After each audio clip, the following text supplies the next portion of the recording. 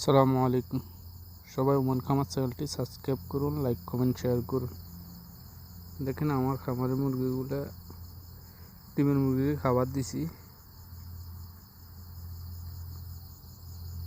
খাবার দেওয়াতে কী করতেছে, আমার খামারের মুরগিগুলারে ওই লতা পাতা দেওয়ার কারণে ফুলকপি, তারপরে লাউ এগুলো দেওয়ার কারণে মোরগগুলো সুস্থ এবং কি আলহামদুলিল্লাহ ডিমও বেশি আসে।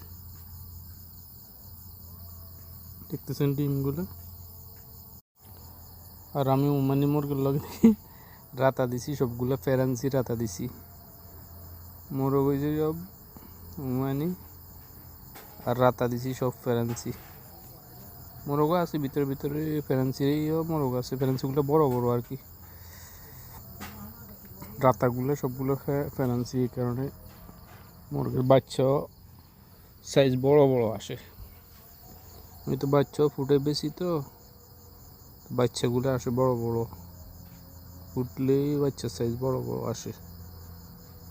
দেখতেছেন মুরগিগুলো কি কন্ডিশন। লতা পাতা, ফুলকপি, কুমড়া এগুলা দিলে কি হজম শক্তি বাড়ে, তারপর এগুলোর মধ্যে প্রচুর ভিটামিন আছে। তো